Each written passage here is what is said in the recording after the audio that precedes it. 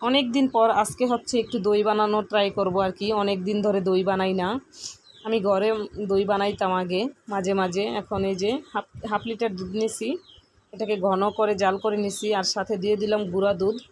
আমি পাশের চুলায় ক্যারামেল করে দিয়ে দিছি, এই যে কালারটা যাতে সুন্দর হয়। আসলে শর্ট ভিডিওতে তো বিস্তারিত দেখানো সম্ভব না, এই জন্য আর কি দেখাইতে পারলাম না। এই যে ছোট ছোট এগুলো দই কিনতে পাওয়া যায়, ছোট ছোট এই যে দইয়ের হাঁড়িগুলো একেবারে ছোট ছোট, এগুলাতে আমি এই যে ঢেলে নিচ্ছি।